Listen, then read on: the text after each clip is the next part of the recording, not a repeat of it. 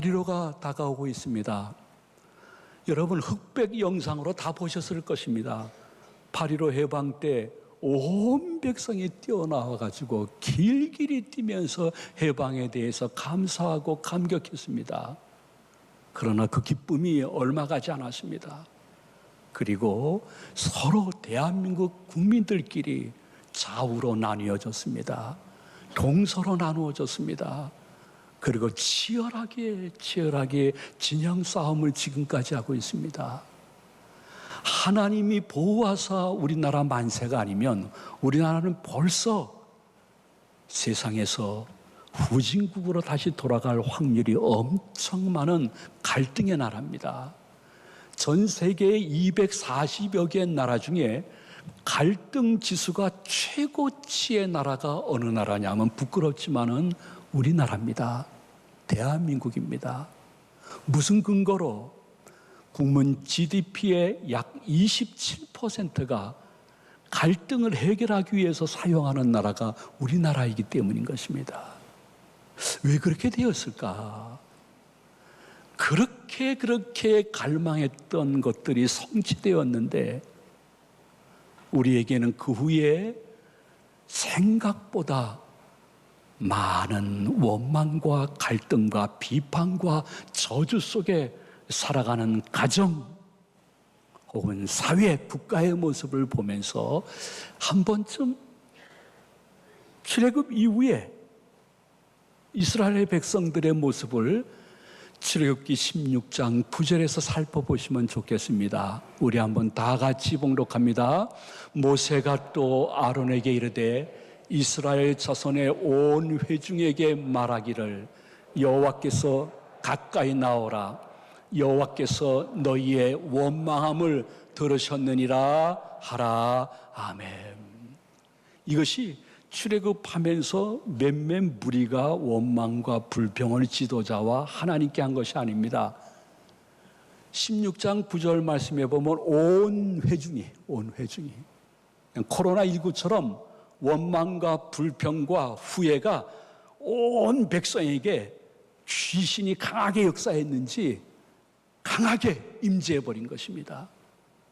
그래서 세상에 지금의 미국보다 더 막강한 애굽의 권세에서 기적적으로 해방을 시켜주신 하나님의 능력을 믿는 믿음이 사라져가지고 조금만 목말랐는데도 또 하나님을 원망하는 장면이 출애굽기 17장 3절에 기록되어 있습니다. 우리 한번 다 같이 봉독하도록 합니다. 거기서 백성이 목이 말라 물을 찾으매 그들이 모세에게 대하여 원망하여 이르되 당신이 어찌하여 우리를 애굽에서 인도해 내어서 우리와 우리 자녀와 우리 가축이 목말라 죽게 하느냐? 출애굽은 그들에게 로망이고 갈망이었습니다. 근데 그것이 이루어졌는데 지금은 삶이 지겹다는 것입니다. 이유가 무엇입니까? 예상한 것보다 조금 더 자신의 삶 속에 어려움이 몇 가지가 다가오니까 아버지 하나님에 대한 신뢰가 무너졌기 때문인 것입니다.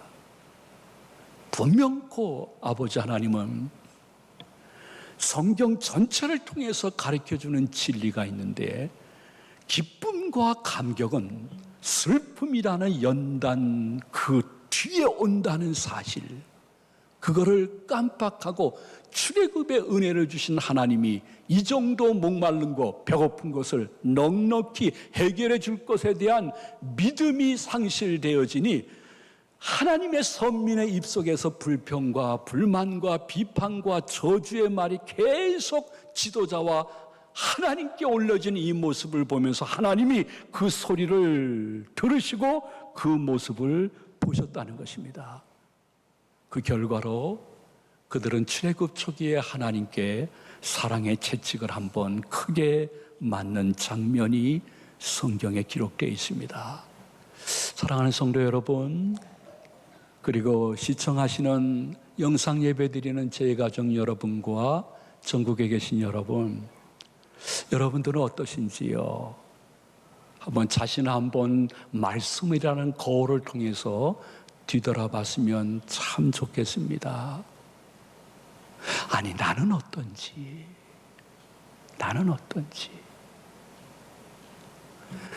우리가 살아가면서 한 가지 머릿속에, 가슴속에 꼭 기억하면 좋을 것은, 아버지 하나님께서는 우리가 살아갈 때에 꼭 필요한 한 가지를 허락해 주십니다. 그것은 무엇이냐 하면, 야, 너 지금 힘들지?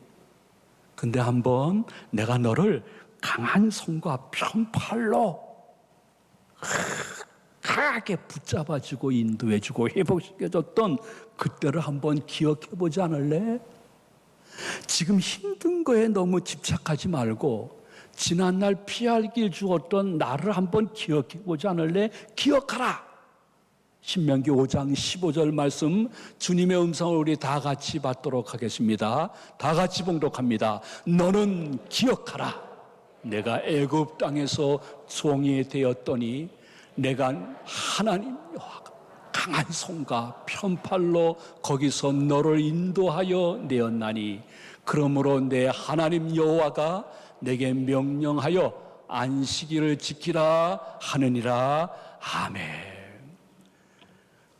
우리의 삶 속에 생각지 못했던 코로나와 그로 인했던 직간접적인 여파로 말미암아 서로에게 불평과 불만이 가득 찬 것이 눈에 보이는 하루하루를 지금 여러분 살아갈 때에 기억하라. 무엇을 기억하라? 몇 년 전 혹은 몇 달 전 이젠 끝이야 했던 그 순간에 아버지 하나님이 강한 손과 편팔로 나를 지켜주시고 내 삶과 내 건강과 내 생업과 내 사업과 내 직장과 내 자녀를 기가 막힌 방법으로 피할 길을 주셨던 그 하나님을 기억하라. 기억하라. 망각의 세계, 무시의 세계에서 우리가 기억해야 될 것은 지난날 도우신 에베네셀의 하나님을 기억하면 오늘도 감사할 수 있는 믿음이 생기는 줄로 믿으시기 바랍니다. 아버지 하나님은 여러분들을 얼마나 사랑하실까? 사람들은 사랑에 다 유통기간이 있습니다. 그러나 하나님이 여러분 성도 한 사람 한 사람 사랑하는 데는 유통기간이 없습니다. 여러분이 죽는 그날 아침까지 유통기간 없이 여러분들을 사랑할 것이고 여러분이 돌아가신 후에는 영원히 천국 가서 영원한 사랑을 받을 것이기 때문에 여러분 한 분 한 분을 향한 하나님의 사랑에는 유통기간이 전혀 없는 줄로 믿으시면 아멘 하시기 바랍니다. 그러므로 내게 어떠한 슬픔 그리고 연단이 온다고 하면 하나 기억해야 됩니다. 이걸 믿음으로 잘 이겨내어지면 그 뒤에 기쁨과 감격의 때를 주실 하나님을 찬양합니다 하면서 자신을 이기고 현실을 이길 수 있는 믿음이 생기는 복스러운 이 시간 되시기를 축원해 드립니다. 이러기 위해서 우리가 마음속에 기억해야 될 것은 우리들의 생각의 전환인 것입니다. 그리고 언행의 새로운 변화인 것입니다. 기억하라. 생각의 변화를 말씀하시는 것입니다. 지금 너무 힘들지만은 현실에 너무 집착하지 말아라. 현실 보고 너무 불평불만하고 미리 염려를 크게 하지 말아라. 생각의 변화. 그리고 기억하라는 말씀 끝에 가서 주님이 말씀하신 것은 안식일을 지켜라. 그 말씀입니다. 새로운 언행의 개혁을 말할 때에 주일 성수하는 것을 다시 한번 회복하는 모습이 너한테 필요하다고 본문은 분명히 말씀하고 있는 것입니다. 기억하라. 생각의 변화. 지켜라. 주일. 이것이 반복되어지는 성도들을 향하여 아버지 하나님이 주시는 은혜가 있을 것이요 여러분의 가정 속에 혹시 남편 혹은 아내 혹은 자식 부모님 혹은 시어머님 며느리를 통해서 나만 지금 상처받는다고 생각하시는 분들 주님의 말씀하십니다. 기억하라. 생각 바꿔라. 그리고 새로운 언행의 습관을 좀 가지면 좋지 않겠니? 야, 지난날 내가 그렇게 피할기 줬잖아. 나 죽지 않아서. 기억하라는 말씀 속에는 현실에 너무 집착하지 말고, 그때 살아계신 하나님은 지금도 살아계셔서 이 회복의 때를 예비하시고 나의 믿음을 바라보신다는 사실. 제 일평생 저는 버리지 못할 말씀. 하나님 곁에는 쓰레기통이 없다. 하나님이 내게 주신 현실 속에 버릴 것은 단 한 가지도 없습니다. 지금 그 사람을 향해서, 그 현실을 향해서 내가 먼저 바뀌게 되어지면 그 사람도 바뀌는 역사가 있을 줄로 믿습니다. 내가 그 현실을 바꿀 수 없다 그러면 내가 바뀌면 되는 것입니다. 그러한 생각의 변화, 언행의 새로운 개혁. 그 사람, 그 상황이 바뀌지 않습니까? 그러면 내가 먼저 바뀌어버리는 것입니다. 왜?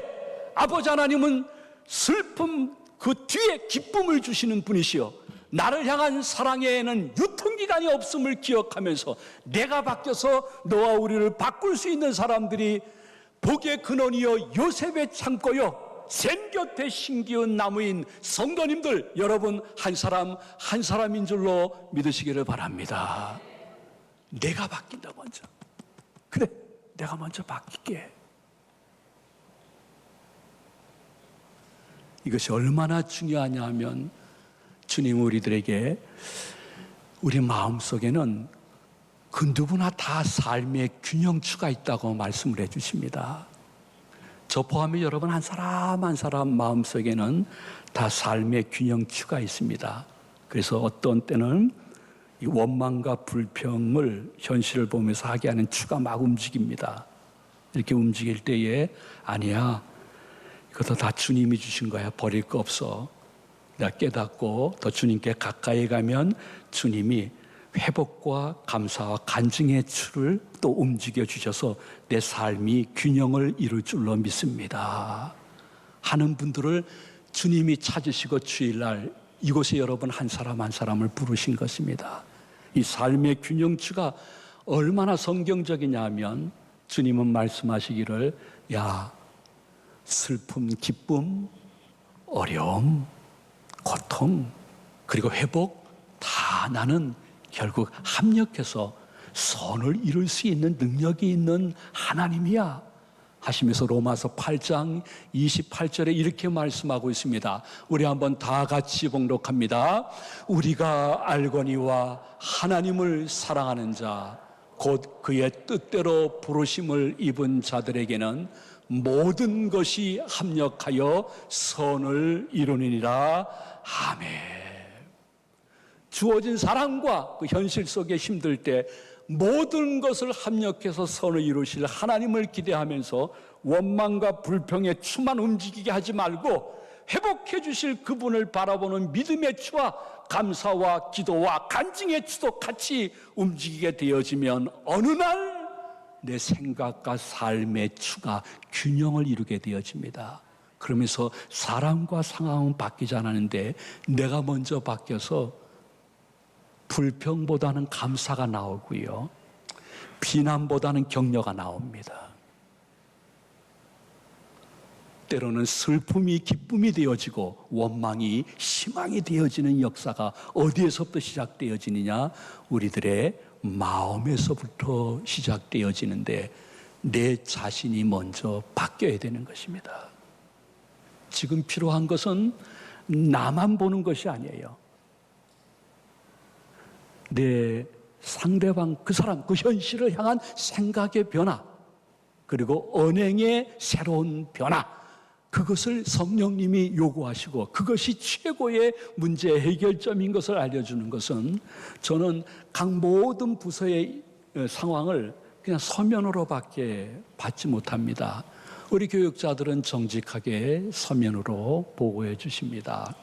어떠한 청소년인데 교회는 다니지만 아빠를 지독하게 미워했답니다. 막 저주하는 말도 서슴지 않았다고 합니다. 근데 주혜종의 말씀을 계속 듣다가 문득 이런 생각이 들었답니다. 아빠의 입장에서 생각하면 아빠는 누구일까 생각해 보니까 세상에서 제일 외로운 분이 아빠라는 것을 알기 시작했다는 거예요. 세상에서 제일 어깨에 무거운 짐을 지고 계신 분이 아빠구나. 세상에서 인생의 막다른 골목에서 가족 먹이기 위해서 숨을 헐떡거리면서 뛰고 있는 분이 아빠구나. 생각을 한번 바꾸니까 아빠를 향한 언행이 바뀌어지더래요. 그래서 아빠를 자신이 사랑할 수 있는 방법으로 사랑하려고 애를 쓰다 보니까 피차간에 아름다운 유익을 받고 있다는 이야기를 들어서 목사님께 보고를 드립니다. 참 너무너무 성경적인 보고였습니다. 여러분, 교회 생활도 마찬가지입니다. 저는 교회에서 봉사생활하면서 하나님 때문에 시험 들었다는 사람 아직 한 명도 못 찾아봤습니다. 가까이에서 같이 봉사하던 사람 때문에 시험 들게 됩니다. 그 시험 때문에 아주 교회까지도 옮길까 생각할 정도로 너무 힘든 그 순간에 무슨 생각이 문득 기도 중에 났는가 하니 이런 생각이 났다는 것입니다. 내가 이 안건이 우리 교회와 부서에 유익하기 때문에 냈다고 하면 내가 보기에 말도 안 되는 안건이지만은 저분도 교회를 사랑하고 교회의 유익되라고 이 안건을 내놓은 것이 아닐까. 처음으로 그런 생각이 들었다는 거예요. 그럼 한번 만나보자. 대화를 좀 해보자. 하고 식사 자리를 마련해서 같이 이야기했는데 만나고 나니까 별로 큰 문제도 아니더래요. 이 AB가 A 다시 되는 게 그런 긴 시간이 걸리지 않고 그냥 맛있게 식사하면서 서로도 가까워졌다는 이야기를 들어봤습니다. 여러분, 프로야구 선수들이나 기타 프로 선수들 가운데 갑자기 타율이 오르거나 실력이 월등해지는 여러 가지 이유 중에 굉장히 중요한 이유가 뭐냐면 그 사람, 그 선수의 마음이 바뀌었기 때문인 것입니다. 그리고 현실과 그 사람을 바라보는 말과 행동이 바뀌게 되어지면 최고의 수혜자는 바뀐 자기 자신이라는 것을 많은 운동선수들이 이야기를 하고 있습니다. 이것이 얼마나 중요하기에 성경에도 잠언 4장 23절에 너희들 마음이 참 중요하다 이렇게 말씀하고 있습니다. 우리 한번 다 같이 봉독해 보도록 합니다. 모든 지킬 만한 것 중에 더욱 내 마음을 지키라. 생명의 근원이 이에서 남이라. 아멘. 여러분, 지금 내가 생각과 말과 행동의 변화를 통해서 내가 먼저 바뀌어서 다가가야 될 사람이 누구인지를 여러분들이 너무 잘 알고 있습니다. 그 현실이 무엇인지 여러분들이 잘 알고 있습니다. 기독교는 묵상과 사색의 종교만 아닙니다. 묵상하고 사색했으면 그것을 삶의 실천에서 하나님의 능력을 경험할 수 있는 진리의 종교가 기독교인 줄로 믿으시기를 바랍니다. 내가 변하면 지금 몇 년, 몇십 년 계속되어지는 그 문제, 감동커녕 사는 자체가 무의미하고 만남, 내가 수많은 사람 중에 이 사람을 만나서 이 고생한다는 생각을 조금만 바꾸게 되어지면 누가 도와주느냐? 부활하신 예수 그리스도의 영이 여러분들을 도와주실 것을 언약하고 계십니다. 그 본문이 바로 28절 말씀인 것입니다. 우리 한번 다 같이 28절을 봉독합니다. 수고하고 무거운 짐진 자들아 다 내게로 오라. 내가 너희를 쉬게 하리라. 아멘. 예수님이 말씀하신 수고한 자는 누구입니까? 인생의 여러 가지 문제로 마음과 삶이 억눌린 사람을 의미하는 것입니다. 무거운 짐짐자라는 뜻은 헬라어 원어상으로 봤을 때는 자신의 문제보다 타인 때문에 너무 힘들어하는 사람들을 이야기하고 있는 것입니다. 이러한 분들을 향해서 예수님이 언약하십니다. 다 주저하지 말고 내게로 오라. 내가 너희를 쉬게 하리라 말씀하신 언약을 믿으시면 아멘 하시기 바랍니다. 이 말은 무슨 뜻입니까? 다 내게로 오라. 내가 너희를 쉬게 하리라. 야, 너는 할 수 없으나 나 예수는 할 수 있다 하는 언약인 것입니다. 너로서는 되지 않지만은 내가 네 삶을 주관하기 시작하도록 네가 네 삶의 모든 조정키를 나한테 맡기면 내가 그 일이 될 수 있도록 역사해 주시겠다. 다 내게로 오라. 내가 너희를 쉬게 하리라. 네가 할 수 없느냐? 내가 해줄게. 더 이상 오늘도 주저할 것인지 아니면 나의 인생의 모든 짐과 관계의 짐을 주님께 온전히 맡기는 헌신하는 주일이 될 것인지 선택은 여러분들이 하시면 되는 것입니다. 주님은 이 말씀을 혹시 사람들이 그래도 믿지 않을까 봐 29절에서 다시 한번 이러한 말씀을 하셨습니다.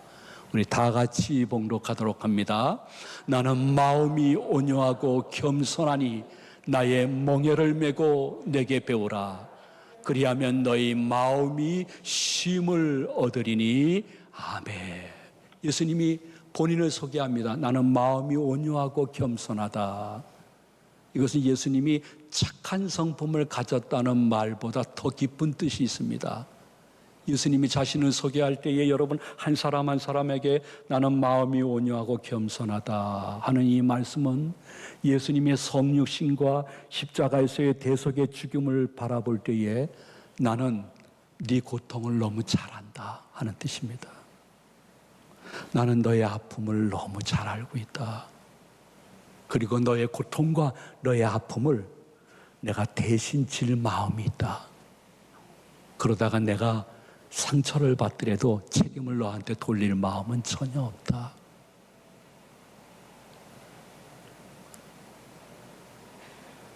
그러면서 그분이 말씀하시기를 나의 멍에를 메고 내게 배우라. 멍에라는 것은 짐승의 머리 쪽에다가 짐을 많이 실게 하기 위해서 만드는 도구이죠. 근데 고대 시대에는 멍에를 소에게 할 때에 한 마리 소에게 하지 않고 항상 두 마리 소에게 멍에를 메었다고 합니다. 두 마리 소가 물건을 끌고 갈 수 있도록이요. 무슨 뜻일까요? 내 멍에를 메고 내게 배우라. 야, 너 혼자 바둥거리면서 인생 살지 말고 나와 함께 인생 좀 살아보지 않으련? 나와 함께. 나를 앞세우지 못한다 할지라도 나와 함께 그 문제를 해결해 보지 않으련? 그러면 너의 삶이 굉장히 가볍고 문제가 해결될 것인데 그 말씀 그 뜻인 것입니다. 동시에 나와 함께 말씀하신 예수님의 이 말씀 속에는 한 가지 더 포함된다고 하면 나처럼 하늘 보좌 버리고 이 땅에 온 성육신 나처럼 너 교회의 목사잖아, 전도사잖아, 너 장로님이잖아, 권사님이잖아, 안수집사잖아, 집사잖아, 성도잖아, 기독 청년, 자매잖아, 형제잖아. 그렇다면 좀 나처럼 성육신의 모습, 상대방을 조금 배려하는 생각과 삶의 변화가 이제 좀 있어야 되지 않니? 언제까지 그럴래? 하는 그 말씀인 것입니다. 밀레의 만정을 모르는 사람은 한 분도 없을 것입니다. 이 만정에 고구마를 좀 캐고, 감자죠. 감자를 캐고, 부부가 같이 하루의 일과를 끝내면서 석양 속에 같은 마음으로 기도하고 멀리 교회가 보입니다. 감자는 노동의 신성함을 이야기합니다. 일하기 싫어하거든 먹지도 말아야 됩니다. 그리고 부부가 같이 석양에 기도하는 모습은 자기만 아프다고 하는 것이 아니라, 자기만 힘들었다고 하는 것이 아니라 우리 서로 같이 오늘 하루 수고 많았네. 서로를 향한 배려와 사랑이 담겨져 있는 그림의 내용일 것입니다. 그리고 멀리 보이는 교회는 예수님을 상징하는 것입니다. 예수님이 말씀하십니다. 나와 함께 그 문제를 해결해 보지 않으련